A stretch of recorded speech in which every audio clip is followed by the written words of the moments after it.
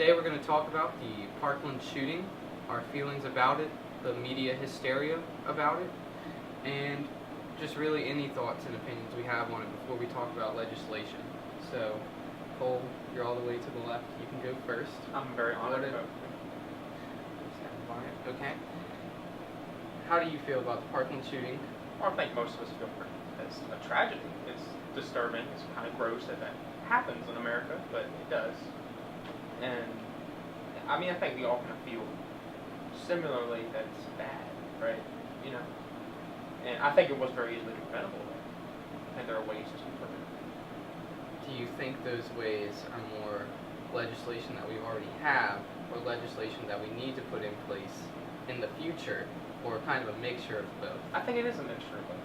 I think we do have some good legislation already put in place in order to help stop these things. I think there are things that we need to implement that would better deter this type of terrible. Glenn, what have you seen on social media? You're pretty big on social media. I see you on there a lot. You know, Facebook, Twitter, Instagram, all that kind of stuff. Is it flooding your time feeds, even from people, you know, you don't follow news websites, I'm assuming. Maybe No. you don't follow CNN, Fox, everything. But you just follow the average social media Yeah. user. Do you think you hear about it nonstop just as much? I feel like I hear about it every single day on Twitter, for the most part. Yeah, it's a very politically charged website. Parents have a lot to say on Facebook, I feel. So What's the divide between what you see on Twitter from people our age and from what you see on Facebook from people a generation or two generations above us? I feel like the younger generation wants to prevent guns from being out there, and then the parents are like, well, let's talk about this. You know, maybe these kids don't know what they're talking about. They haven't seen what we've seen, so. And how do you feel, Tyler? You've been on social media. I've seen I was actually about pulling it. this up on my Twitter if anybody saw it. Of all the people, all 17 people who lost their lives, most being students, many being freshmen of 15 or so. I think there was about 2 seniors, 4 adults. Could be wrong. I remember they had their athletic director, their coach, Aaron Feist. You've seen that everywhere. A lot of people are using his face a lot in the media. The geography teacher, can't remember his name. Looking at it right now. I don't know which one he was out of this list, but I don't know. I can go with Cole. Obviously, none of us are going to defend a monster who does stuff like this, but at the same time, I feel like a lot of people failed here. Like,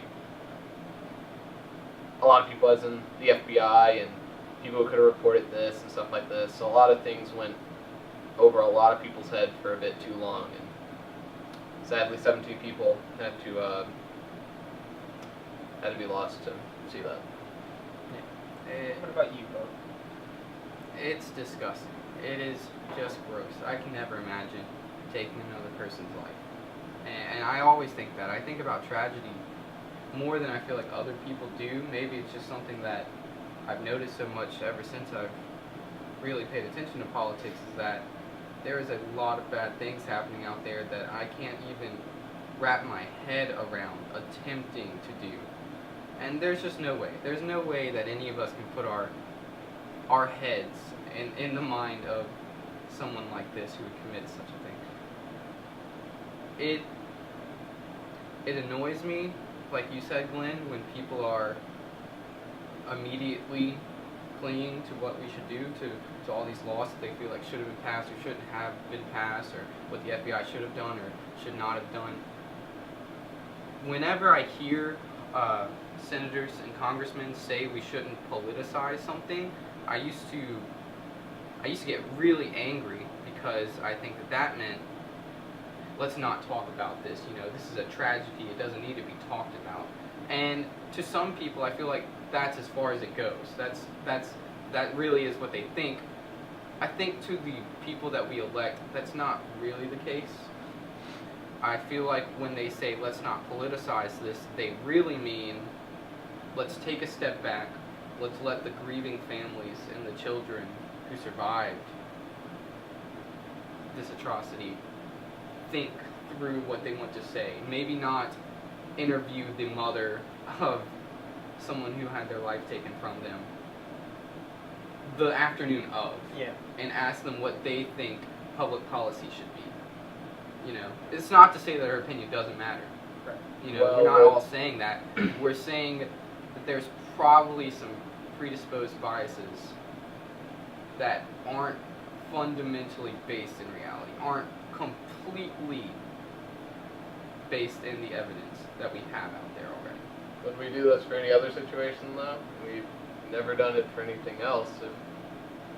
It's similar with 9/11. I mean, as soon as a terrorist attack happens, everybody's up in arms talking about what we should or shouldn't do and how immigration works, and it should be like that. I don't think it shouldn't be, oh, let's just take a week off and let people think. We have to think now. We can't just chill off and sit back. I mean, it could be a bad situation, yes, but at the same time, I think it's really, I don't know, I think it's kind of ridiculous to say, oh no, people are too irrational right now to deal with this.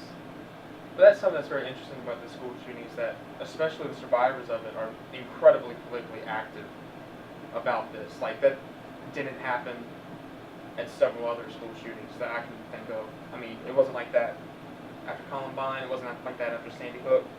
You know, you didn't see the outcry from the survivors for a massive legislation overhaul, or, you know, a town hall by CNN. You never saw that, you know. So you can think that a couple of ways of the media are, like you said, to politicize an issue too soon, but they want to get their voice out quickly, a lot faster than several other school shootings that happened. And I don't know the stats of like the high schools versus primary schools versus middle schools, but like the elementary schools seem to have quite a few shootings, and they don't have access to phones or media like the high schoolers do. So the That's freshmen what are very Sandy Hook. opinionated. Yeah, that's- Sandy Hook, you couldn't. I mean, yeah, that's an they were argument. kindergartners, you know. Yeah, they're not, kindergartners aren't going to be tweeting out here. Right. But I can also, tell. Columbine was a while back. I mean, Right, that was the thing that before was social prevalent was like media. MySpace was just becoming a thing. Right. So, So it's. We don't have this experience weird with time, you know. Sure. I mean, I guarantee you there were probably some people on MySpace who were talking about it, but nowhere near the amount that Oh no. Not you'll really. see on retweets. We're or just some now getting to the age where a singular person, just like you or me in high school, can rise to fame faster than a news reporter on CNN can. You know, I was looking at some of the more prominent figures and the survivors who I have the utmost respect and condolences to these people. I don't think that their views don't matter. Right. You know, I'm not going to try and disregard them. And they went through something that is absolutely horrifying. And I thought about it for days on end Yeah. after imagining what would happen if it happened at my high school. To see them, you know, the week before having like 130 followers on Twitter, now I think they're upwards of 300,000. I mean, that fundamentally changes how teenagers think. Right. And it fundamentally changes how you view yourself and how you view your opinions. And I think it's funny because we never see people our age and our peers rise to prominence in the political atmosphere as much as these kids have, because I feel like teenagers have a certain kind of defense that grown adults don't have. I feel like it's very difficult to challenge people our age who are going through a tragedy like this on a real legislative level, just like at the CNN town hall where you have teenagers asking Marco Rubio if he will take money from the NRA, these kind of things. We don't really see teenagers have a voice like that, so we usually don't hear the kind of questions and the kind of criticisms that they make. Some people think they're completely unfounded, and some people think they're the first time that a blunt criticism has been raised. So I guess it depends on what you view. Either it's very blunt or disrespectful and out of place. So it's been interesting to see how these kids have risen in popularity and to see how their opinions have really foisted them to the front of our attention. Well, does that bring age as a reason why that's the case? Because we've seen that some people on Twitter are responding that these are just kids. I mean, they don't know any better. They don't know anything about this. They're 15, they're 16, they're whatever. So does that apply to somebody, whoever range? That could be somebody who's 60 telling a 40-year-old he doesn't know anything, or so on and so forth. Does that discredit a kid saying this stuff? I think there's definitely a stigma against any age being younger. You know, a lot of accomplishments, they're kind of disregarded if you're a younger person. You're definitely seen as a lower tier individual if you're younger. Your opinion's not thought out as well, and that's just a stigma. Sometimes it's true, sometimes it's not. There's an easy way to get around that, though. It's to treat what they say as if it was coming from someone your age.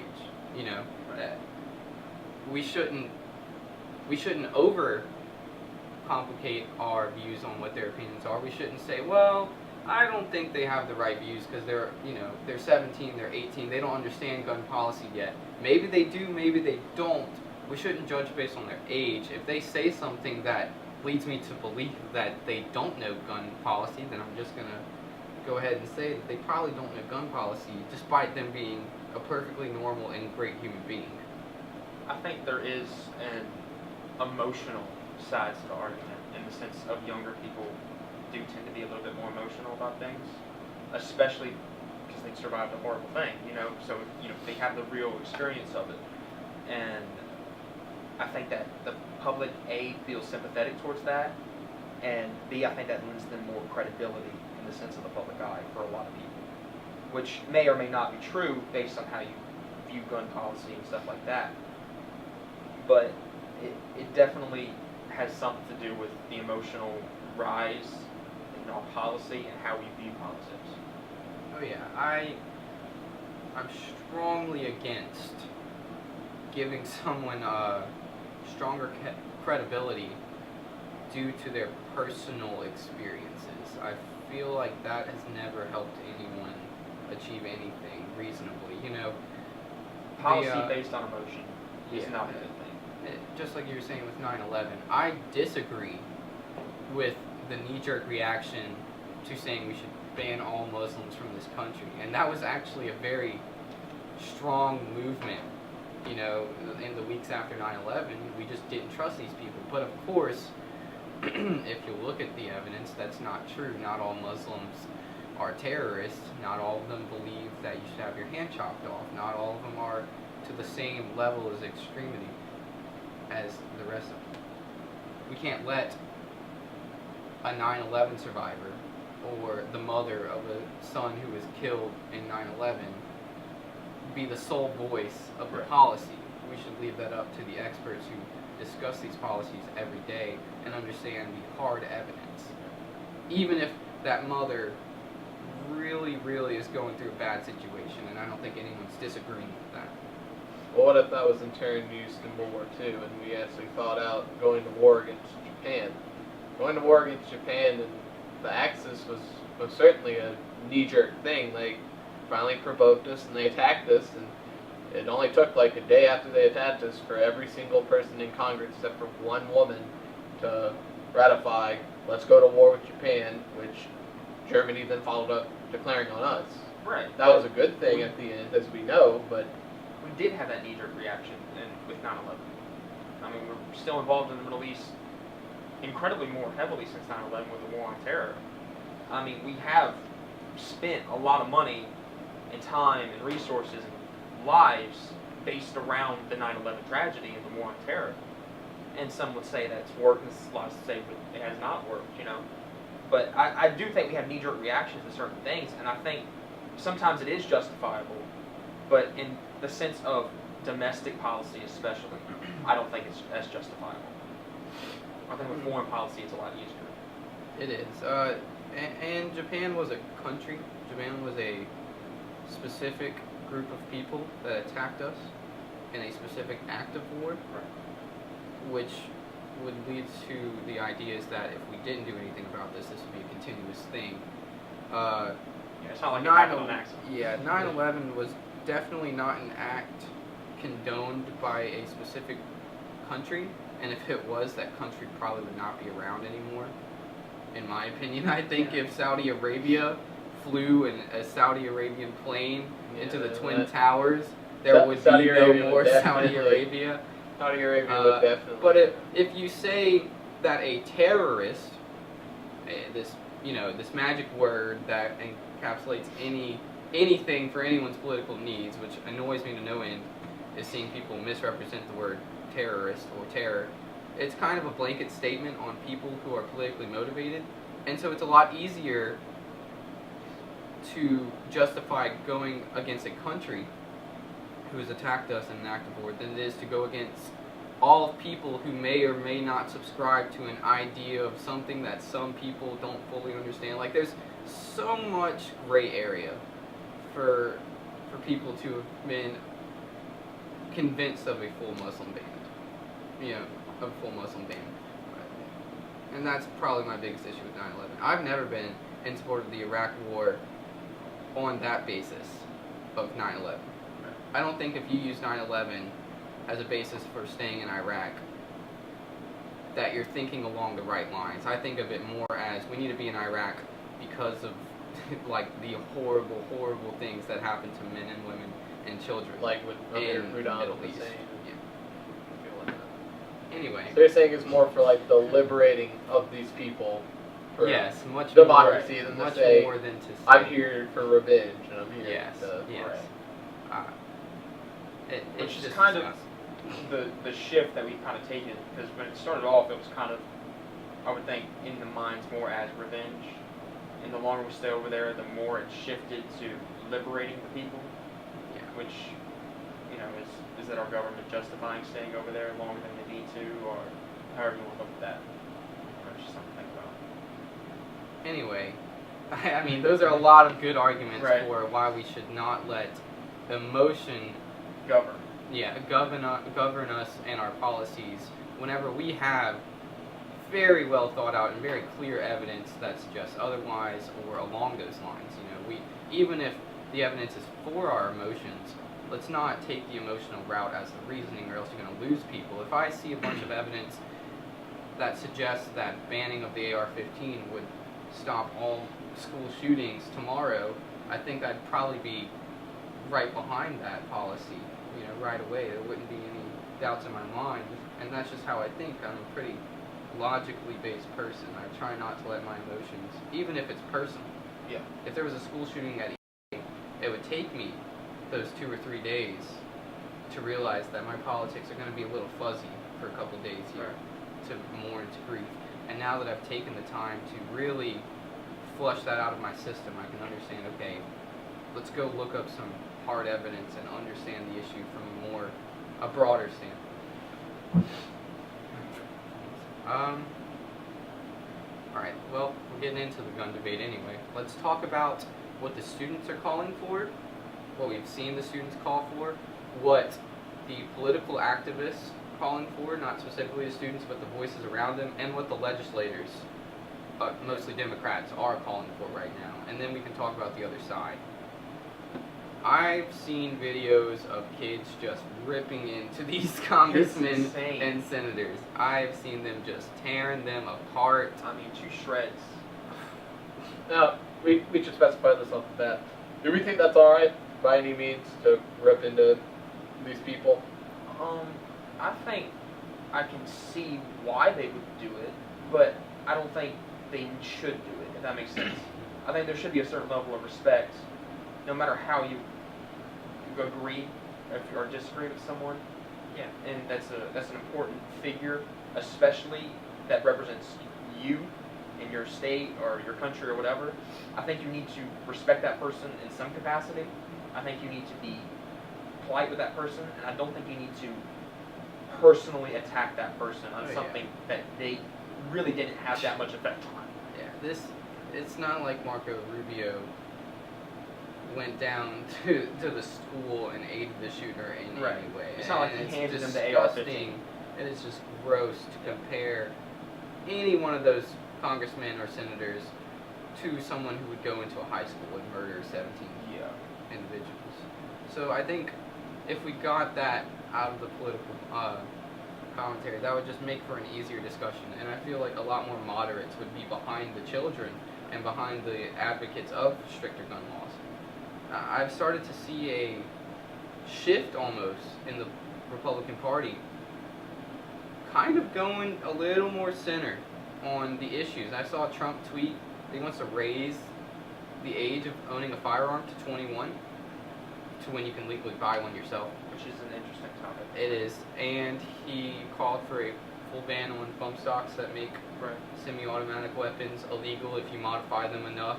It's Yeah. not just you go make the bump stock, but it makes it a lot easier. It's the Right. biggest component of it. So you're starting to see a slight realignment, but I mean, from the political left, you are just seeing slander. I mean, It's insane. full on. No matter how much you move and you kind of see, okay, bump stocks, there's evidence for this. They probably shouldn't be completely illegal. It makes your gun fire at a capacity that already is legal. So a lot of people can see that would make sense for it to be illegal. The raising of the age is kind of 50-50 with some people. Some people are okay with it. Some people are really against it. Well, that's what you bring up. You bring up a slight centering of the right and way off to the left. Now, I definitely see the way off to the left. Now, there are some moderate Democrats, I think, that aren't all the way there. You know, but you see that shift in the Republican Party, and I think that is more mainstream Republican Party. But every time one of these things happens, you are going to have another shift even further to the right on this issue of people afraid that their guns are going to be taken away and that whatever they own is going to be illegal now, and that these are the people that are freaking out, you know. And you're going to have those people whenever there's a suggestion of any type of gun control. And so I see your point of the right going towards the center, but there is also a part of the right that's moving even further to the right on this issue, I think. So let's specify. There are definitely there's three camps in this, I would say. There's definitely the far left that wants to get rid of guns completely, abolish the Second Amendment, and have stuff like this. We have more moderates that are mainly Republican, but I would say there's some Democrats that are also moderates here that are doing stuff like what Trump wants to do and stuff like this. And then you have more far-righters who are people who, for example, want to arm certain types of teachers to have firearms and be capable of carrying. And that no ban at all should be placed anywhere throughout this, and it should just stay how it is right now. I would say those are the three main camps that we're dealing with. But isn't it Right. crazy that Trump is in that middle group and he is still going to receive an endless stream of slander and hate from social media and people on the left and the media itself, a lot of the mainstream media? That's crazy to me.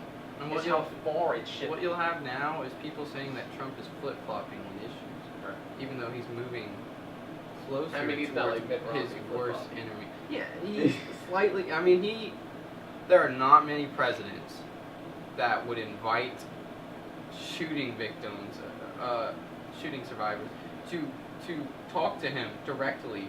And there was That mainly have a problem with his party. Oh yeah, some of them were very. I mean, one of the most famous students, I don't want to say his name, one of the most famous shooting survivors really laid into Donald Trump about why people of the age of 19 are allowed to own AR-15s and fully automatic weapons, which irks me Because it's because it is wrong. illegal to own an automatic weapon.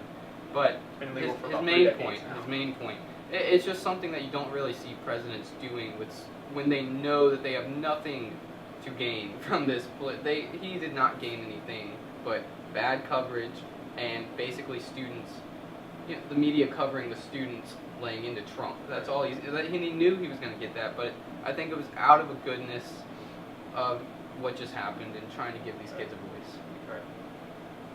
And he took a lot of flack, especially for his cue card, which I didn't understand.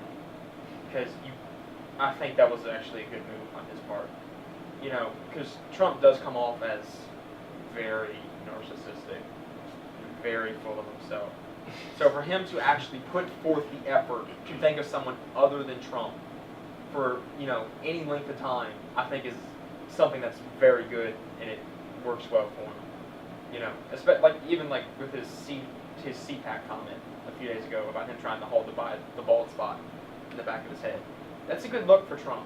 That helps him out. If he can have a little humility about himself sometimes, I think that really helps Trump, and I think it would really further the Republican agenda, especially in popularity across the country. About to say, nobody really likes an egotistical Right. human being. I mean, it's not the most pretty thing in the world to have this year.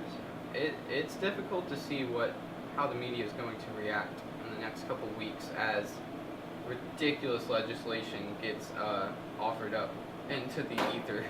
You're gonna see full Second Amendment just. Which is it's possible. You can do it, but it will never happen. There's just too many people. And if you think that you had a bloodbath at the high school, it will be so much worse if a full confiscation of semi-automatic weapons is put in place. It's, you know what I mean? So you're kind of playing with fire here. I mean, it will never happen, but You a can lot of people try. on the left want that to happen, which is I can think of a mind-boggling. few states. I actually don't think it's as rampant. If there was such a push for the repealing of the Second Amendment, I really don't think it would even get to 6 states. Even the farthest left, California, New York, maybe New York, even New York. I feel these gigantic blue states. I feel like if you really pushed for legislation that would encroach on the rights of Americans at the most fundamental level, you would see so much backlash Yeah. that couldn't even get passed in a Yeah. place like New York. Maybe California, because I feel like But even then, there's so many people in California, of Northern California, that do own weapons and do vote more Republican. So it'd be really hard to find a state. You'd have to get a small blue state to be even one. Hawaii, possibly. yes, Maybe Hawaii. that'd be funny. I can see it. So yeah, but the majority of the left is not calling for a repealing of the entire Second Amendment. Most of them are more or less Right. cool with semi-automatic guns being out of the market. I feel like there's a giant push between our age individuals, our peers, who don't think semi-automatic weapons should be available to the public. But I don't think they know it's semi-automatic. Yeah, I feel like there's Yeah. maybe some misinformation. They think of a scary military gun, boom, boom, boom. You think you can fire off like 200 rounds in a minute. So that goes back to experience. It does. You would think you'd need a gun, but then again, you don't want to go into the same trap that some of the people on the left had, where, well, I know how to use a gun, so I know gun legislation better than the next guy. Well, we just had some technical difficulties. Yeah.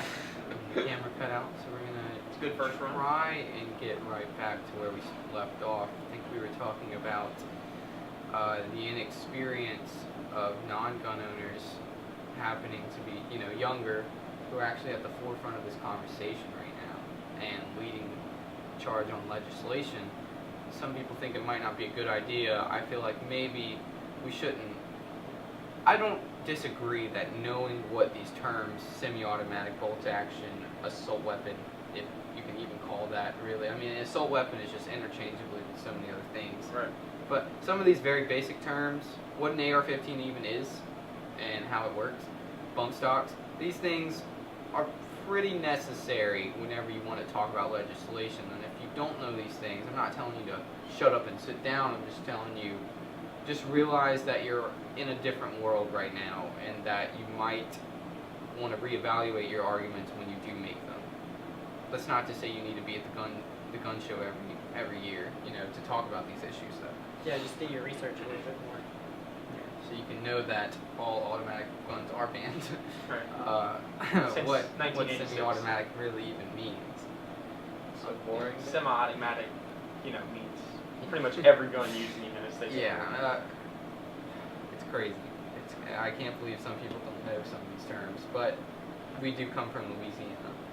So this is kind of in our lives 24/7. Tyler, do you come from a home with guns? No, God, no. No, I have never ever even touched a gun in my life besides if I'm playing a video game at all. And we've all played video games. Or a except- BB gun. That's the closest I've gotten to holding an actual weapon. The BB gun. And, Cole, I'm assuming that your household is at least armed. Yes, I do come from a family with guns and such, and Do you feel like it's a necessary part of an American household? I think it certainly helps. I don't know if it's necessary for everywhere that you live, but I think it's a good idea to have some sort of way to protect yourself in that case. You know, and I want to bring up real quick what Tyler said, the BB gun's the closest thing he's ever held to a weapon. I don't think that's true at all. I mean, I want you to find a weapon. I've held up plenty of bats before. I guess that's a more effective weapon than a BB gun. Right. I mean, And maybe a knife would be. well, more yeah, but at effective the same in time, if that we're talking some about like situations. Yeah, I think a it's talking about- firearm, yeah, this a is the firearm, closest thing that's I've fine. held to a firearm in my life. But again, I think terms mean something in this conversation, and a weapon is a it very does. broad statement. Weapon is very broad. But A lot of things can be a weapon. A pillow can be a weapon. well, yeah. Then If let used me in the clarify. right way. Firearm close to L2. Right, I got you. But yes, I do come from a family. with Glenn, firearms. have you ever heard your parents talk about gun control and weapons? And have you been a person that has gone with maybe your dad or maybe your mom to a shooting range? I mean, we have land in Louisiana, so we've shot guns on our property before. So And that's perfectly legal. yes, Okay. we have hundreds of acres that we can do whatever we want on, I guess. So I mean, I've shot firearms, I've shot rifles, I've shot handguns.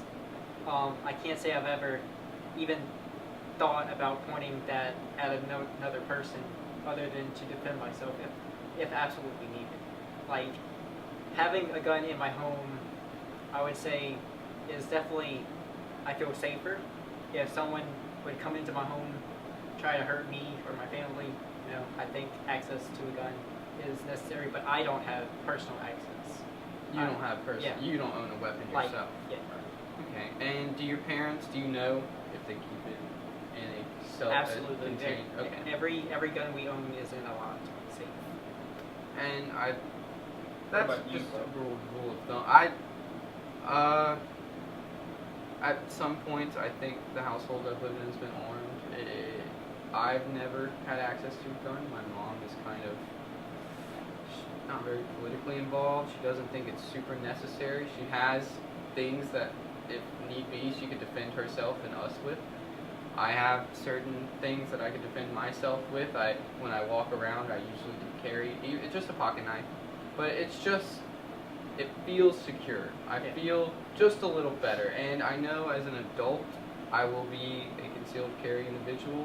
My household will definitely have a weapon. For the fact that I feel like it's kind of an equalizer. No matter how big and strong, or even when it comes to like 2 or 3 other individuals versus me, myself, in a AR-15 or just a semi-automatic handgun, I finally feel like I at least have the chance to defend my family. Versus if I'm walking with my girlfriend down the street and I get attacked and all I have is, my pocket knife, and they have a weapon, like a real firearm weapon, not a rock or a pillow. I feel helpless. I feel helpless. There's nothing I can do, and no matter how big or strong I am, there's nothing I can do. Yeah. You going to the gym is not a substitute for defending yourself in the 21st century. It may help in your high school playground, but this is nothing. Well, to be fair, who would you, even if you're robbing somebody with a weapon, who would you pick a fight against? Would you pick a fight against a scrawnier, weaker person, or a woman, for example, if you're a man, versus some big buff dude? I mean, yeah, you may have a weapon, but at the same time, I think I'd rather take my chances with the scrawny dude still, even with a gun. It still doesn't change the fact that all those muscles are not bulletproof. Yeah, I mean, if I have a gun and I'm robbing someone, I don't really care who I go after. The safest place to be is behind the barrel of a gun, in my opinion. There's not much anyone can do with you in that scenario unless they themselves have a gun. I saw an interesting statistic. it's weird because I saw this from Bloomberg. I don't know why. The business. I don't know why they're releasing this information, but I guess it's just in the news right now. American homes, 19% of robberies in America happen when the individuals are actually home. But in countries like New England and Australia, the rate of which robberies happen is not greater or less just because there's no guns out. It doesn't make the crime happen more. But the amount of times that the individual is home is 67%. And I can only assume, and that number actually changes across America. You'll see it in New York and California. The number goes up slightly, not significantly, up around from 19 to like 25 or 30. And in places like South Louisiana and Texas, it goes down from 19 to like 15 or 14. It's because of the fear that the person you're trying to rob is going to be just as well or even more armed and ready to defend themselves than you are. And I feel like when you rob a home in London, you don't need to think about that. If you have access to a weapon, you are even above the police officers that are supposed to detain you and defend the civilians that you're trying to attack and harm. And that's just an interesting statistic. It's a unique thing to think about. You know, I kind of felt more secure knowing that I lived in a place where robbers think twice because of this group immunity of if most people around here have guns, we're just less likely to attack them. You're going to be a lot more fearful of robbing someone's house with a gun than someone who's trying to get to a kitchen gun. You know? Yeah, and it even protects people like you, Tyler, who maybe don't have access to a firearm, specifically in your home, but if the people around you all do, then that neighborhood is safer by default. That city, that town, that state is safer just by default. Would you say that those percentages could also be different just by population, just by sheer amount of how many people those states have compared to smaller states? Would that be one of the main discrepancies between those percentages as well? I'm going to assume on this, because I don't like to make arguments that I can't back up factually. There could be a factor in the crime rates. I'm assuming they counted for population, but I'm not going to say that they accounted for just the crime rate itself. Like in places like, if you go to Texas and you go to San Diego or Chicago, you're going to see a much different crime rate. Yeah. But the crime rate doesn't affect the amount of people that are home. In general, Baton Rouge is already a really bad place to be, but that doesn't change whether or not people are more careful to know if the individual's home or not. It feels like robbers are more confident in places where they know that they won't be as badly injured or as badly contested than if they go to a home in Louisiana or in Arlington, Texas. That's just something to think about. Another statistic, which actually I saw from CNN, but it's true. I definitely looked at all the studies that were backed by it. I wanted to look at the actual university that published it, and it's all pretty solid. Guns don't increase the number of crimes that are happening year by year, but they definitely make these crimes more dangerous. When you introduce gun into the equation, it is more likely that somebody is going to die. And that is just across the board. When you have more guns in a city, you don't see more robbers, you even see less robberies, and you see very slightly less robberies. But when the times it happens, it's more people who are affected. More people are going to lose their lives or be hurt significantly. So that's another interesting thing to think about in it. That's why there are more robberies where there are more people home who have to go through the tragedy of having someone rob you while you have to stand there defenseless. But in those certain situations, less people die trying to defend themselves. So there's some back and forth on it. Alright, well, I think now we can kind of transition to the social media aspect that I'm starting to see companies like United Airlines, and I think Delta Airlines. Delta. Yeah, Delta Airlines. Cutting ties with the NRA. Same thing for Enterprise. It feels like these companies are not doing this out of the goodness of their heart. No. It feels like maybe they're doing this for the clout, the social media gains that they're getting. I mean, these countries are getting held up to the highest esteem.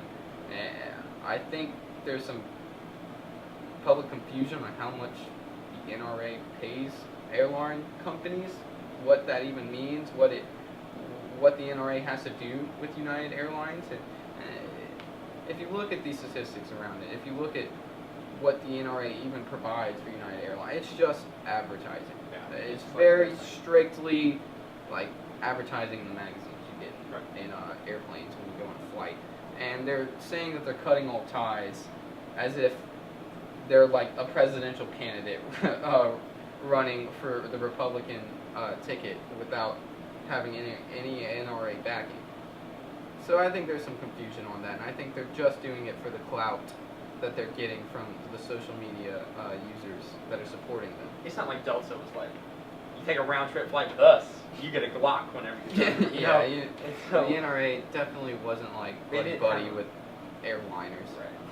Same thing with Enterprise and these other car companies Yeah. that are dropping with them. So it's weird to see how vilified the NRA is being depicted by not only people our age, but people who say they're gun-owning Americans who are now, like Tyler said, just throwing their guns on the ground and saying, I'm done, I'm done with this situation. I don't want to be a supporter if what I support is the inherent cause of mass shootings in America. Now, do you think that the dropping with all ties to the NRA, I think the short term, that'll work out really well for them.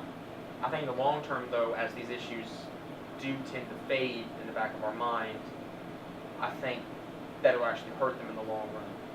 You know? Yeah, it just looks like it's to the customers who really care about this stuff, your social media, people that are all, what is a retweet?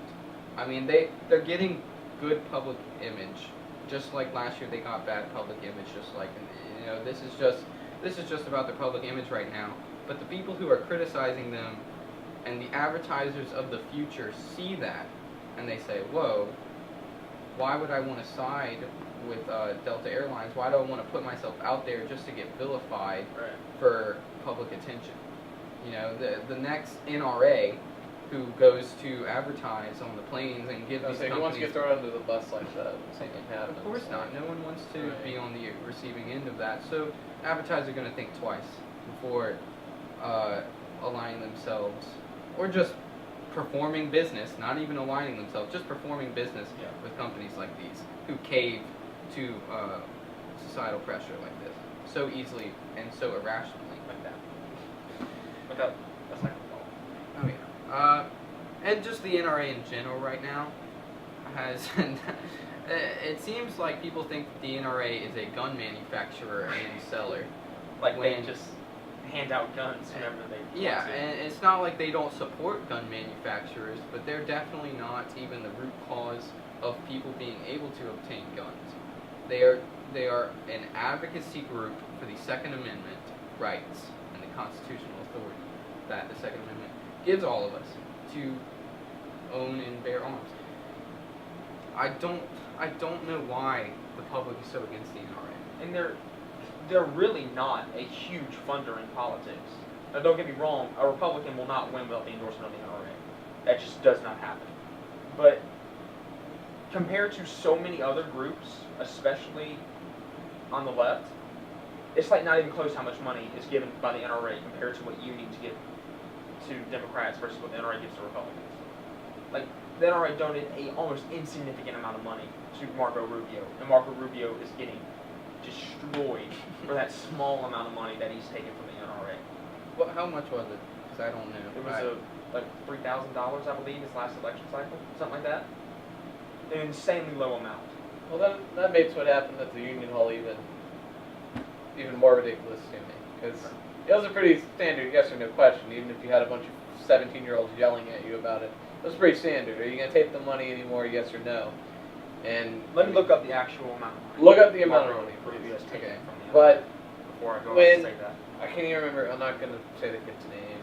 But whenever he was asking Rubio the question if he's going to take the money or not, Rubio definitely dodged the question as long as he could until the kid said it like 3 or 4 more times, and the crowd started getting pretty rowdy at this point because they're 17-year-olds, and we can barely have a school function without people not talking. So obviously these kids are going to get all flustered that he's not answering the question. But he, like, when you dodge this simple question that is yes or no 3 or 4 times, and then you finally say the answer that you know they weren't going to like, which was yes, you should have just said it at the beginning.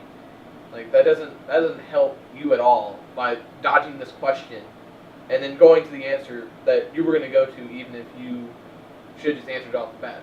You should have said, yes, I will, here's why, and then go with it. But instead, Rubio kind of put almost too much attention on himself by dodging it 2 or 3 times and then finally saying yes.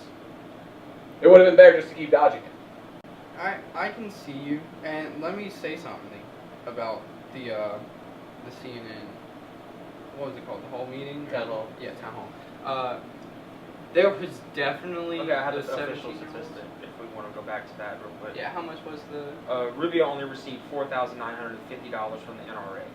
That's a So $5,000. Yeah, yeah, about pretty insignificant in the grand scheme of senator How much campaigning. did he get over his entire campaign, out of curiosity?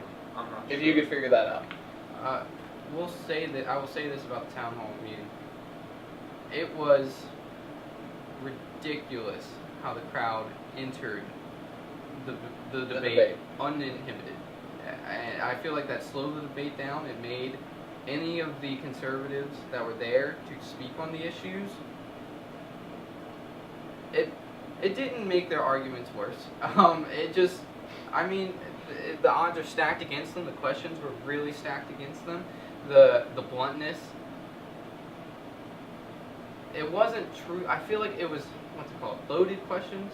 The questions where you state a question, but you're also making prejudice, like you're openly prejudging the person that you're trying to ask a question to. So I feel like taking money from the NRA, he was trying to explain why he should be allowed to have money from the NRA. I mean, just because you disagree with the NRA does not mean that their voice in politics should not be heard. If we're going to allow everything on the left, maybe you're super pro-life and you see these pro-choice advocacy groups donating money to campaigns. I mean, I don't have anything wrong with that unless you're okay to condemn all of it. If you say no one can monetarily finance a campaign, then okay, sure, ban the NRA from funding campaigns like Marco Rubio's and Donald Trump's, who they funded a lot of money for Donald Trump's campaign. It was probably one of the biggest NRA funded campaigns of any Republican candidate. But why take away their voice just because you disagree with it, and not the voices of the people that others disagree with? We can't have this one-sided argument, and that's, I feel like, if Marco Rubio would have said that they deserve a voice in politics just as much as you and I do, and they have every right to donate to my campaign, that would have been not a straw man, not a complete answer, but not a straw man. He wouldn't have dodged the question, but he definitely didn't answer it to the way that they wanted him to, which Right. was a trap. It was a trap. Exactly. I don't think he did anything wrong with that answer. I really don't. Marco Rubio, like you said, since his first time he was elected to public office, has supported the Second Amendment and the NRA. You know, I know several people that support the Second Amendment and the NRA, and they're not getting a dime from the NRA. Now, if the NRA wants to give you money based on what you believe, I don't see a problem with that. You know, and that's the same thing with all campaign funding. You know, a lot of times, especially on the left, wants to complain about money that's in politics. And people on the right do the same thing. But I think the money that goes into the left from unions and Planned Parenthood and stuff like that is vastly superior to the money that comes in from the right. You know what I mean? Because I don't know the actual statistics on that. But to say that he doesn't have the right to take money from the NRA because the NRA is a bunch of kid killers just does not make sense to me. I would love to see how many school shooters were full-fledged members of the NRA who went to meetings and stuff. I would be cautious if someone told me a large majority of NRA members were anything close to people who murder children. In fact, I'm I don't think pretty it's certain wrong. none of them have been NRA members. I don't think it was wrong that he took money. That's fine. I mean, you can take any money. It's just the answer and how he said it was just. I understand It wasn't where you're coming authentic. Like yes, it was a trap question, and everybody knew that he was more than likely going to say, That was a big problem with I the debate, will. was it was all trap questions. yeah, That they was a big problem. with 90% of them were. I'm not going to say everyone was, but I will say about 90%. that. It was not a fair debate going into it. No, it was not. But it was just how you respond to that. Like, that makes you look so inauthentic whenever you, even though it is a trap question and you're going to be led into it, just lead yourself into it and He try went to say there it. on his. That's all He I went have there to on say his is own. that he went there knowing it was going to be a That this is bloodbath. going to happen. All right, we just took another break for food. Now we're coming back on our final big aspect of this shooting that it's a little more recent. How the police officers, specifically the captain, handled this situation, how they're handling the aftermath, any backlash they're getting, anything like that.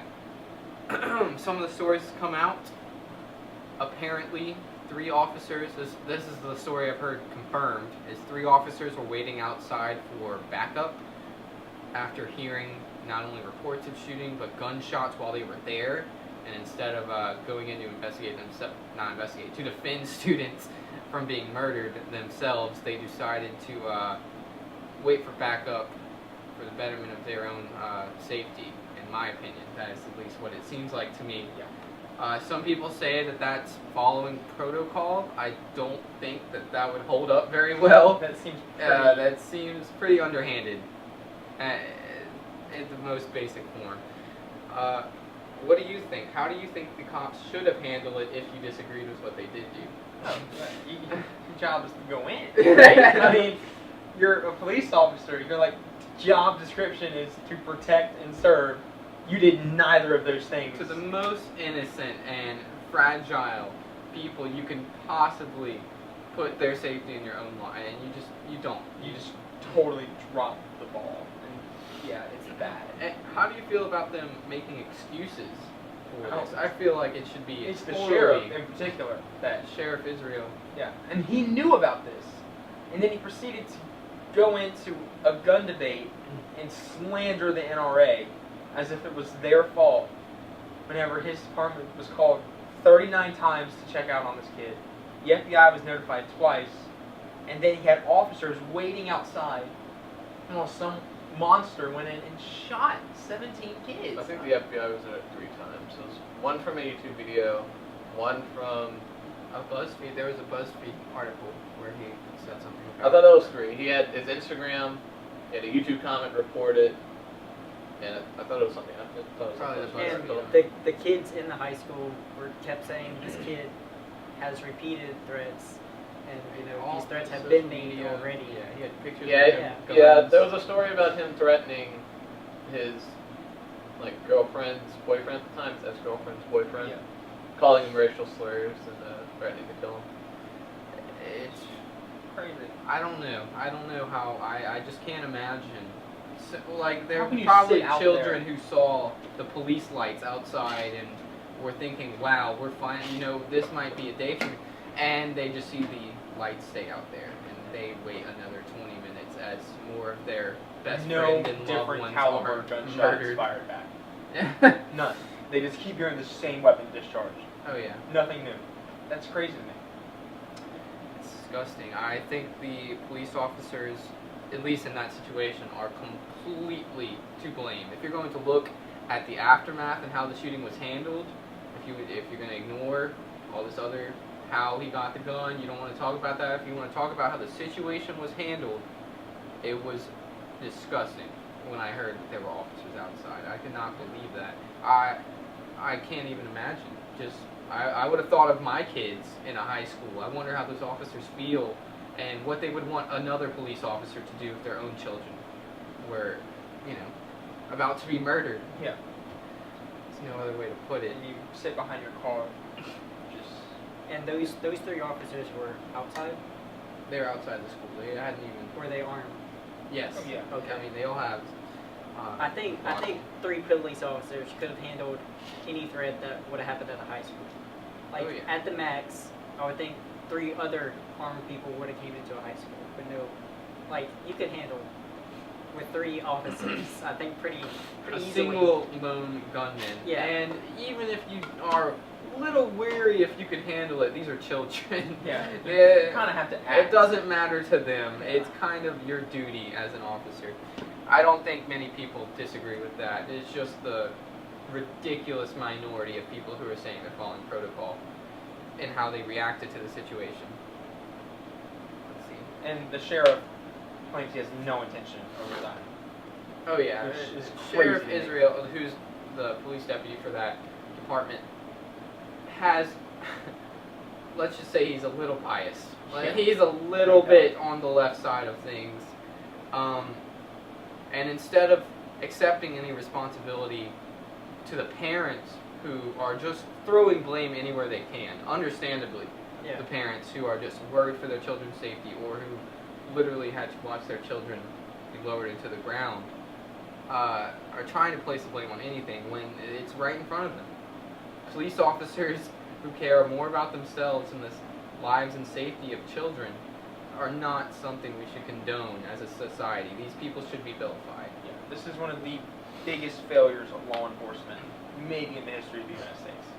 This, on every level, the federal FBI level, the local state level, and then an actual crime of failure in that account. I believe one of them did resign. I'm pretty sure it was sheriff is not. I'm No, the pretty sheriff sure is it in, but I was think one of the officers that was outside. one of the resigned. officers. I will look I it would up. hope so. But I don't think I it's. think they should all resign. I think the whole department needs to be resigned. This is pathetic. I mean, come on. I mean, how is this okay? And we're brushing over it, really. Yeah. People, Yeah, I think if the officer at our school did not go in to try to help Oh my kids, I'd be pretty devastated. Like I would be placing blame on that officer. Yes. He would not be a very liked I mean, person. there were kids throwing themselves in front of other kids to protect them. Oh yeah, you have teenagers So- that show more courage in the face of an AR-15 than you have police officers who are trained to combat these types of situations every single day. Let's talk about the FBI. One of and the how they, officers did resign, according to Fox, and he's also being guarded at his home. And Trump has commended him as a coward, but it only says one. So I don't know if there were others, but I mean, I don't think that's any, like, I don't have any problems with any of them having, I just think they should all be forced resignation. Or fired. Yeah, that would have been my call, was immediate termination.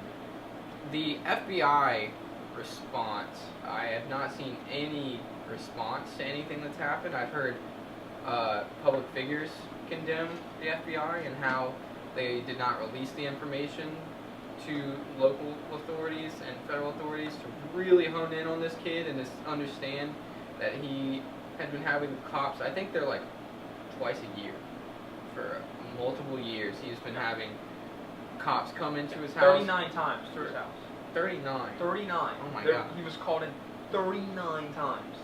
That, yeah. And And someone- nothing is done. And that's not all misdemeanors or mine. This is assault. There were assault charges. His own mother had the cops come to the house to stop from him assaulting her. Are these the type of people that we want to own weapons? Any weapons? I don't think I'm okay with that. And that's the laws that we have already are meant to stop people like him from owning a gun. The This system is has failed. It's not a failure of the legislation. It's a failure of the people protecting and carrying out what we already have in place. But you're fully expected to. A lot of people believe that these are the people you're supposed to trust and your safety to, besides yourself and a handgun or any weapon. speaking on people who shouldn't own guns like that, I remember reading about this and I was just double checking. Oregon is I believe they're trying to pass a bill to where it bans domestic abusers I saw buying weapons as well. I don't have a problem I don't with have a people serious who problem assault with that. others. I don't know that either. I don't. Yeah. That was just an example. I know that That's just. that's probably gonna follow suit. Seems like in common more states. I've always felt kind of weird. People who hurt others. I always thought that went under the category of violence, and I would also call them mentally ill. If you're going to assault other people, Especially someone as close to you as like your mother. your mother. So this child was mentally insane, in my opinion. You can't. There's no way you can justify what he did, and to miss those signs that were in plain sight. Just think about how many other teenagers are out there right now in the same situation as him. I think we're going to see a crackdown on. It needs to be. We're definitely we're going to see a crackdown on government coming into our lives and telling us what we can and can't do in the best form, in the best kind of way. Whenever we have people who are charged with assault being allowed to own guns, that needs to end. We can't continue to do this kind of It's stuff. not good. So now we're going to kind of go around, ask everybody about the big question, legislation, because that's really what will decide how big of an impact this had on American politics as a whole, what this event really means for the rest of history, and just how we're going to stop this in the future, because this is a problem. This is not something that we don't want to discuss. It is political. As soon as people were talking about it, it became political. This is a political event now, and we need to find a solution. So, Cole, what do you think is the solution? What legislation should be passed, should not be passed? What do you think is completely out of left field and makes no sense that you've been seeing out there? Okay. I have a few things. Arming teachers, I don't think that's a huge issue. I believe the teacher is brought in, hired based on teaching ability, and have all the certifications are rigorously tested to make sure that they know how to fire a firearm, make sure they know how to handle it, make sure they know how to keep it locked up, keep it safe. I don't see a huge problem with that. I'm not saying teachers that are uncomfortable with handling guns should be forced to, because they shouldn't. But if you are willing, and you are willing to carry one, and Go through the training. right, and the school background checks you, and everything comes out okay, I don't see a huge problem with it. Where do you think these guns should be kept? Do you think they should be kept on the teacher, in the classroom, in the office? They should be kept, I believe, in the classroom locked. They should be in some sort of safe that's only the teacher knows how to get into, or someone with authority knows how to get into. You know. Another thing that I think, mental background checks. There are the number of mental people acquitted to our mental facilities is so drastically down from where it was 50 years ago. It's insane. It's like a drop, like of 90%. No one is in mental institutions anymore because they were just so terrible back in that time period. And I understand somewhat why they dropped so much, but there are a lot of people out there that need serious psychiatric help, and that needs to be a big part of where the reform is at. And we need strict background checks, especially on mental health. I think if the system would work, that's great. Like it failed here. Maybe it needs to come stricter, maybe it doesn't, I don't know. But, and I think one thing that I would consider completely random and out of left field is raising the age to 21. I don't get it. Either make me an adult at 18 or make me an adult at 21. You should pick one. I don't like being told that I can go out and join the military and fire these weapons on a battlefield at any moment in the world, but I can't buy one at home. I have a problem with that. When have you, how do you feel? How do you feel about the age limit being raised to 21? Donald Trump just tweeted about that. You know, we talked about that for a little bit. Do you feel like that kind of undercuts this age of maturity at 18 for other things like smoking tobacco or joining the military?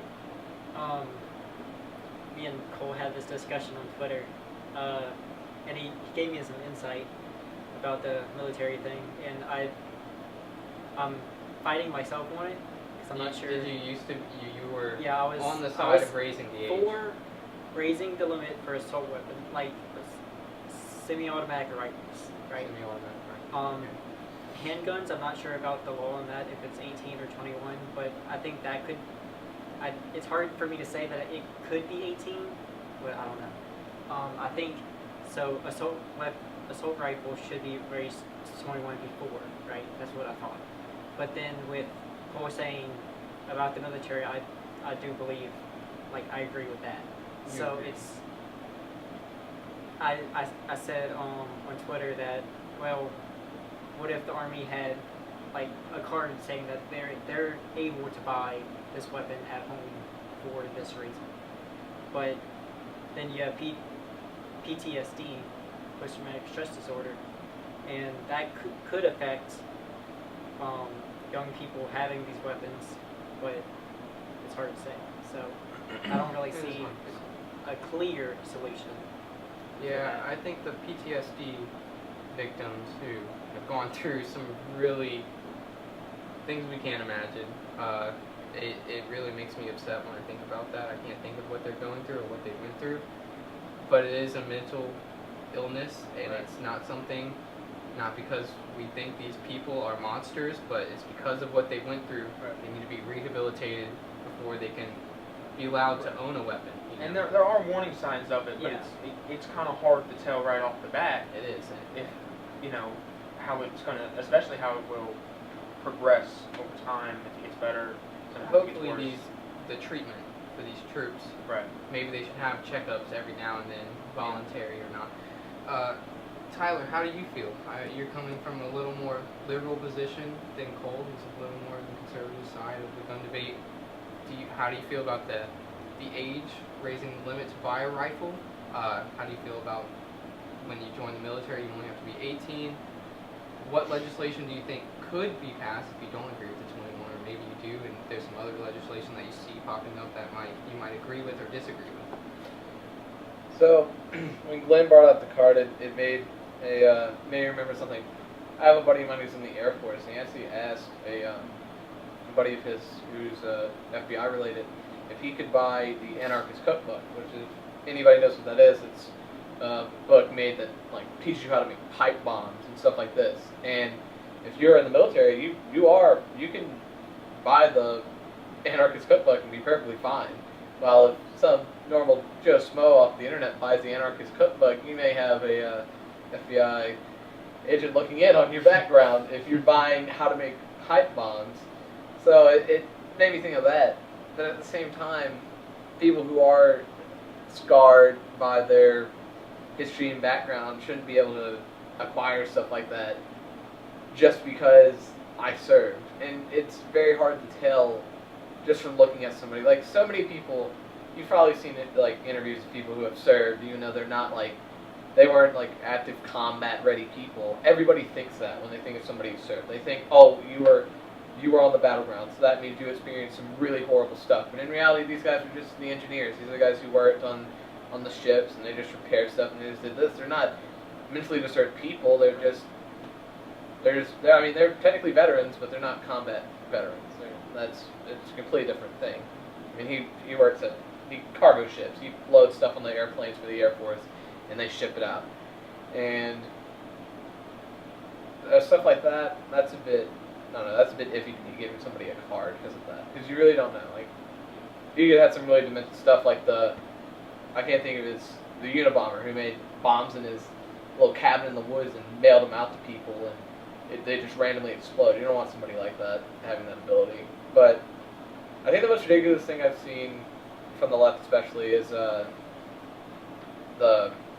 removal of the Second Amendment.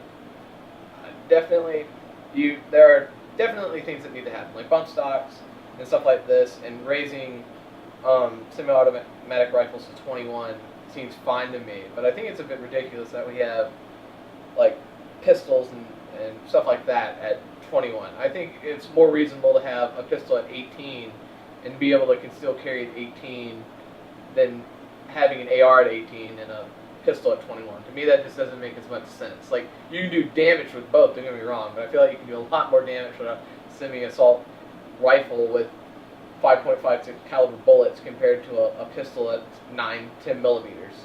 You can do a lot more damage with a semi-automatic rifle and you can semi-automatic pistol. Do you see any ridiculous claims from the right now? Do you see anything that just doesn't make sense to you? In my opinion, that's the arming the teachers point. I don't think it's. I don't like the quote, "An armed society is a polite society." That doesn't really ring to me. I don't see how arming every human being possible that wants to be armed is a good thing necessarily. I mean, we brought up earlier statistics-wise that people are less likely to break into your home if you live in like a southern state where they know that gun laws are a bit more lax. But I don't think it's a great idea giving teachers that ability to have that, because even if you have that, let's say if a student incapacitates the teacher and uses this gun against them, I mean, eventually there'll be a way to figure out how to get to this gun that they have in the safe. I mean, there's already ways to get past school-level Wi-Fi and VPNs and stuff. Who knows what a YouTube video will come out saying, hey, here's how you crack into a gun safe that your local high school has for whatever teacher, or so on and so forth. That could easily happen. So Yeah. what about, I don't want to cut you off, but just real quick, what about armed security at schools? That's what I was thinking. More How armed would security. How would you feel about not necessarily Maybe not teachers who teachers, are right. working there, The But- people whose sole job people, yeah, is to protect the armed school. security, ex-vets, that's a lot of people say that would provide jobs for mentally stable, pass all the checks you can possibly think of for these men and women, to be outside the front gate to guard the school, who maybe would have a little more alignment, which is ridiculous to say that we should hire security guards so they'll actually go into the school and defend these kids, Right. not police officers, which do their job. I would never think to say that about your average police officer, but prove me wrong, you know? How would you feel? Would that, in your eyes, look a little better to the people who are raising up a lot of questions about arming teachers? Do you think just armed security guards would work better? To me, that reminds me of a TSA airport type issue. You may have all this security and protocols and stuff, but in reality, it's really just visual. It's just to give you that effect that you feel safe, but in reality, you're not. I mean, you could argue, let's arm these people who are mentally sound and stuff, and let this happen. But now we're talking about a school that's more almost like a military compound than an actual school. Like, I don't know how I'd feel if I had armed security at my school that was like an actual, like, trained force. To me, that sounds pretty scary, honestly, to have an armed, possible force that, I mean, if they had just, like, semi-automatic pistols, that's fine, but if these people have rifles, semi-automatic rifles and stuff like this, that to me is a really, a scary They don't have to have thought. rifles. I'm just saying they have to be armed. I was actually kind of thinking about how you were saying. I was imagining last night how I would feel if I was walking around our school one day and I saw, just two, not officers, but they would probably look similar to officers in their uniform, just holding rifles, just two of them, or pistols, anything. Really just seeing that around our school more. It made me feel weird. It made me definitely feel something different, just in the back of my head. And I kind of thought of a few situations. I think we're known for fights at our school. I wonder how those kind of situations that are not life or death, but maybe could be perceived as so, Yeah. would go down. I wonder what the teachers would the teachers cling to the guards to tell them to stop these kids from fighting? I don't know. I really, it's a tough situation right now. Really, we just let the biggest teachers, the biggest male teachers, kind of come in and break up anything that happens. I don't want a situation where I don't want something to escalate. I kind of get nervous on that. So I can definitely see some revisions. It's difficult. I think it's just how we're gonna pay for these. Like, where would this money come from? This is going to be a tax. You do have to add. Is it going to be a tax? I'm You do assuming. have to add some more financial financial burden. Will this be at a federal level or a state level? Will every state have their own? They can set their own rate of what they want to do with this, how they want to tax it, everything, or would people try to push this federally to make it where the federal government has to be in charge of I this? think it'd have to be a state. I Right? think so. There'd It'd have to definitely be very this state by would state. never ever fly in California and New York. This would fly in states that already have the rooted ideas of a Second Amendment and already being around guns so much. But I don't think you'd have. I think you'd have reservations from students. I wouldn't want to go near these officers that much. I would just feel weird about it, and that's not because I think police officers and guards are bad. I just don't necessarily like even thinking about being around Yeah. a situation that could escalate, and that's just me though. Yeah, like when I see an automatic rifle at a scene like that, even on the news, I'm like, oh, that's a serious situation. So if I see that at my school every single day, I might get desensitized to it, but still, that's like, it's still there. It's that feeling you were talking about. It's like not a normal feeling. And I would like to say that I still would believe that the officer at our school, I think he would take action. But Yeah, we just I have mean, to it's hope just- and assume yeah. that that's You not can't a- assume that all police officers are gonna fall back. Oh, yeah. like they did. But We need to clarify this. I do not think that those 3 police officers represent police the police across the force nation. as a whole, and I don't think that police as a word should be vilified for what these officers do. What about these people maybe not necessarily being armed with firearms, but something that could help incapacitate, such as tasers and stuff like that? Like a Tasers, taser shot, like a beanbag. baton, What about a Maybe, beanbag gun? beanbag gun.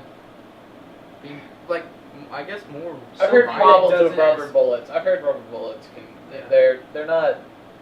Something Like- that maybe is not lethal, but enough to incapacitate someone to stop them from what they're I was about to say there are horror stories of cops tasering somebody and this dude just eats the taser Right. somehow and he is still fucking. Well, you gotta think somewhere. Do you just not want these people here Right. at all? Do you think that adding the security at all, armed or not? I think possibly having maybe another officer instead of just one, you have 2, would be fine. But I don't think a whole security force. I mean, we Like- already kind of have yeah. a guard at our school. Yeah. If you think about that, he's a police officer. He's not allowed. I don't think he has. Does he have a gun on him? It's not clear or not. I've heard stories where he does and he doesn't. So I've seen him. I've seen him with a gun. You've seen him I with a think gun. he I've does. only seen him without it. So it might just be a. I mean, I might be wrong on that, but I do believe he's carrying them. I- I don't want to yeah. slander his name or anything. Okay, So I'm so- not sure. I was Could or- talking to him the other day at 4 o'clock. He does. He does carry it sometimes. So he does not. yeah, well, I mean, we basically have an officer. I think we're used to it, and it's not like I we don't think have he's a- 2 metal yeah. detectors and 6 riflemen sitting outside the front gates of our school. We have a school officer, and he walks around school, or he sits in the office, or he gets in his car, or the police station is right next door, so Literally we don't right have next to, door, we don't have to so. worry as much about that. I feel like. Yeah. But the image that I'm getting when people talk about this is guards sitting outside the Yeah, front with gates. the mask 24/7. on, and, Yeah, waving. that's what I was under Yeah. the You impression. know, this of. officer is more there just in Like a case. SWAT yeah, team more of type. an Yeah, that's right. that's like scary. That like reminds me of like some third world country trying to like protect like their president who's like really vilified and like Venezuela type stuff. Like to me that just seems so Orwellian to like imagine like our schools are monitored by armed guards all the time. That would be I think that would add to the anxiety that is already pretty prevalent in America. I think that would add to it to younger people if you walked around. And yes, some would eventually be desensitized, but people start desensitized to stuff nowadays, and we have access to video games now more than ever that do allow for desensitization and other types of media like that do allow for that. Like, there's definitely a difference between a generation that grew up in the 1930s based to a generation now. Like, we are a lot more desensitized to graphic stuff than other generations. I think we should clarify right now, since it's actually pretty hot in the media. I saw a few stories, and President Trump say this, that he thinks the violent media is also a factor in why this maniac killed all these people. He thinks maybe violent video games, violent movies, No. violent I hate books. that. That came when Columbine happened. I think that's always been what legislators like to blame when they don't feel like they have something It's political an to easy gain. way It's out. the easiest way out because they know nothing's going to come of it. They're just going to make a few random internet users mad. But it's just an easy answer for a question. I think we should really say that there's no evidence, not No. even in the slightest, It's that not. suggests that if you play Call of Duty, you're more likely to kill people. Right. No, but it does desensitize you. I mean, even if it doesn't allow to kill, it will desensitize you. Like I think I'm way more desensitized than somebody 30 years ago would be to some stuff. Like to me, it just doesn't hit as hard as. But I feel like it also lets us draw a line between reality and what's happening on screens. Just because I play GTA, I know this is fake. I'm not getting on GTA to, let's just call it like purge. Where you purge all your anger out. That's what all the movies are about, is because we're all inherently evil. If we have something, we need to get all this out of us, so we play these violent video games. I don't think that this is a way to channel this inner anger. I think you are mentally sane and you can handle Yeah. aspects of life like playing violent video games, or you are not mentally sane and you play Call of Duty and then you go shoot somebody. Right. This is not a correlation. Yeah. We Doesn't shouldn't happen. treat it as such. And President Trump is. It really made me mad to try and blame violent media as a reason to be mentally insane. Okay, let's talk about the media just for a minute. Well, I just want to bring up one other thing. You want to? You want to cut it? Yeah. Yeah. Okay. Okay, I just want to bring up one other thing. Is aside from actually putting more people to protect schools, there's certain functions that we maybe could bring up that would help protect schools as well.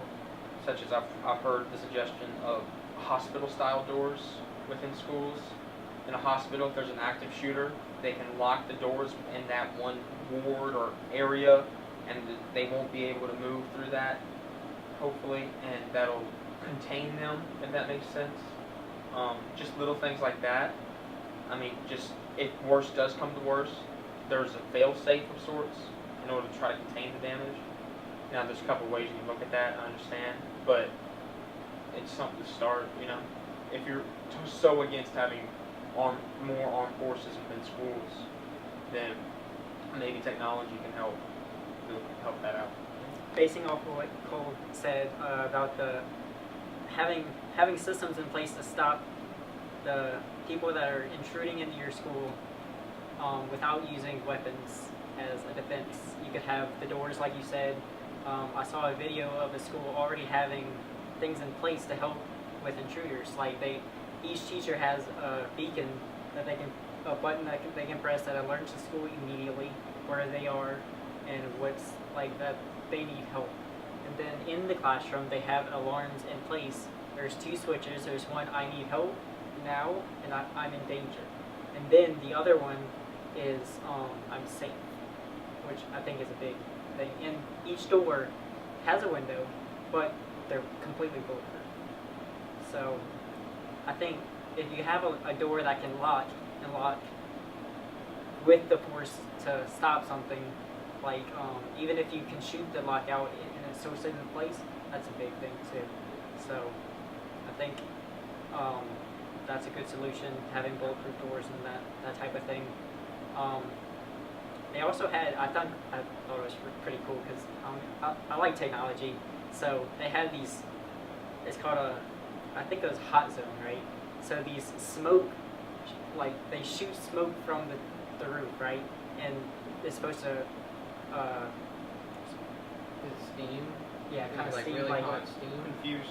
yeah, Yeah, confuse Was the it intruders. incapacitate them? Not incapacitate them, but like make them lightheaded so they can't see very Okay. far. So like the police could go in with heat sensors and see where the guy is, but he couldn't see you. So I think can see that. That'd be really Yeah. good. Okay. Let's go ahead and segue into how we feel about the media and how they've handled revealing the identity and the name and kind of really wouldn't say propping this guy up in a good. It's not like they're showing him in a positive image. Right. We're not trying to say that CNN is glorifying him at all, but they're definitely marking his spot in history. And there's plenty of evidence that suggests that this only increases the likelihood of copycat crimes happening, or just maybe happening. Kids bring guns to school, not shooting it up. There's been a spike. There's been a spike already. We can already see more kids are bringing guns to schools and getting caught with them right now. And maybe people are just checking more.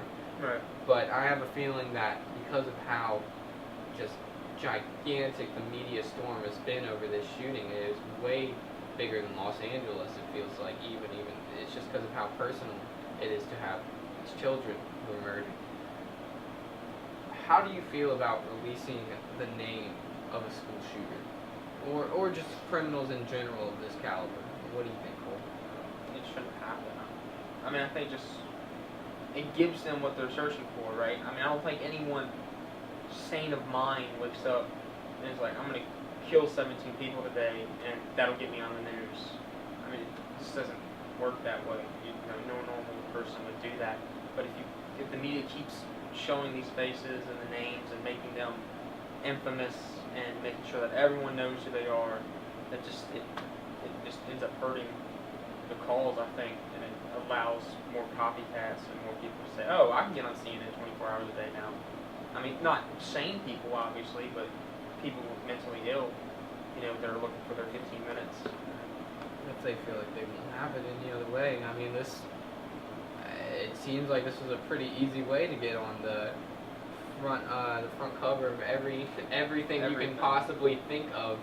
This is going to be news for a while now. I totally agree with the idea that taking the name and the face out is putting your morality before your viewership. I totally agree with that statement. And I can't even imagine a basis why. I think there is a good push. There's a few websites, a few news media outlets who've said, okay, we're not doing this anymore. This was obvious now. We can see the studies, and we're not going to do this. We're not going to put the face out there in any positive light.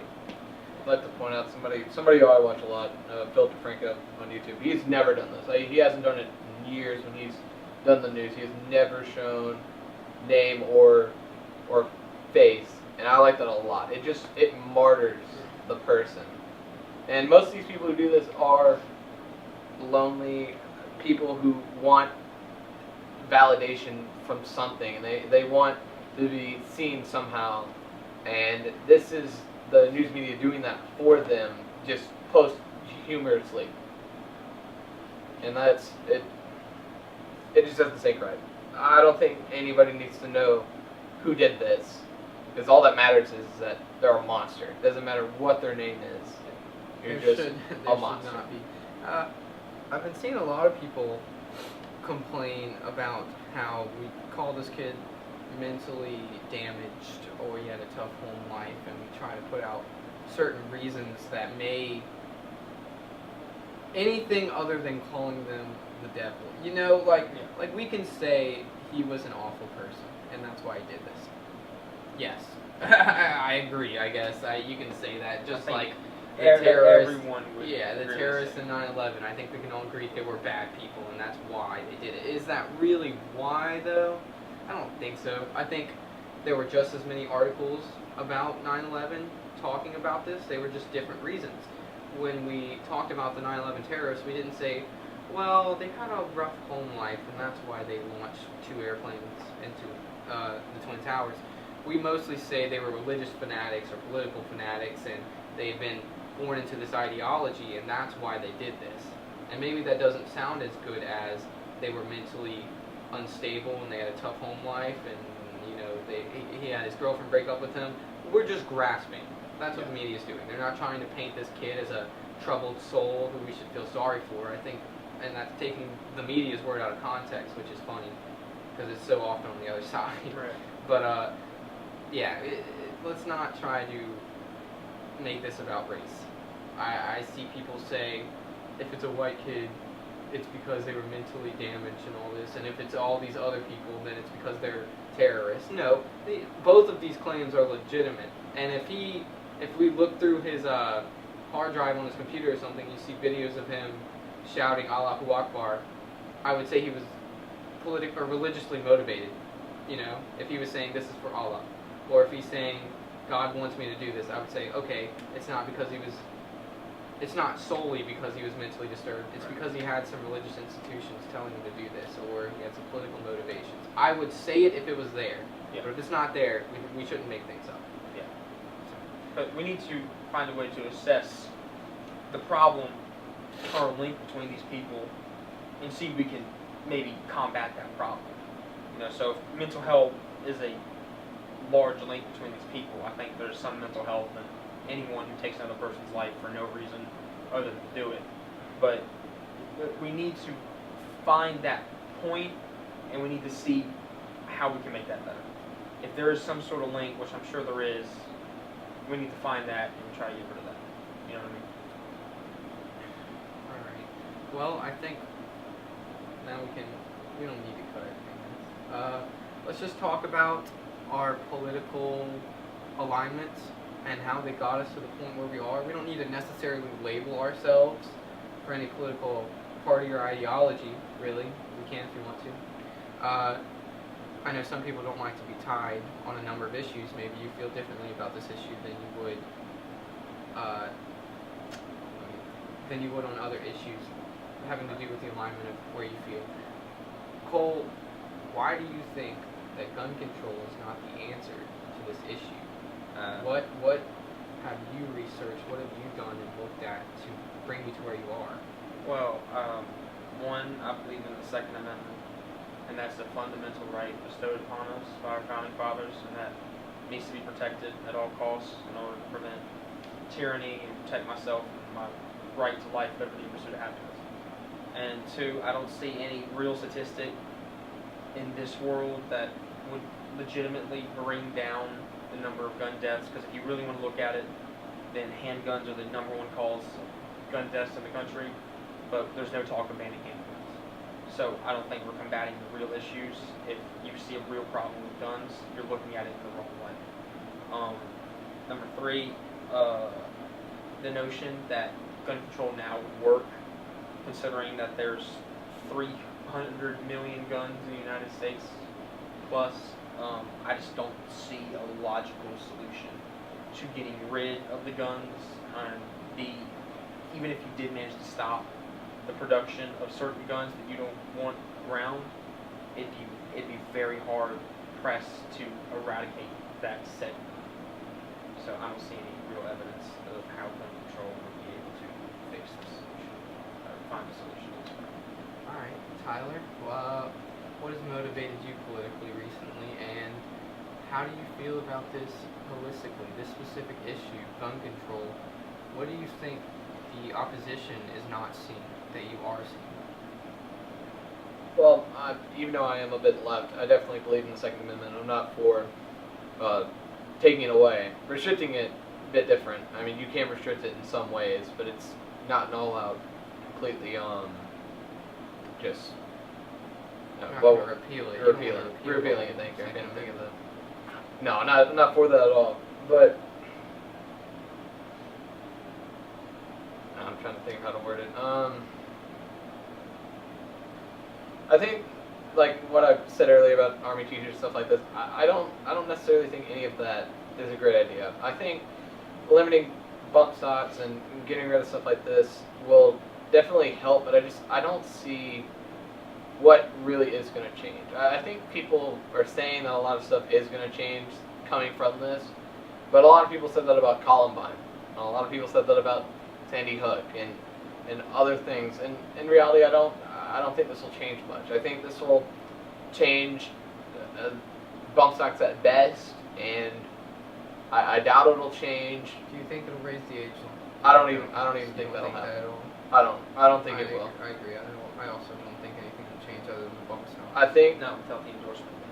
Yeah, no. I think the only thing that will change is bump stocks, and that what's happening right now is just,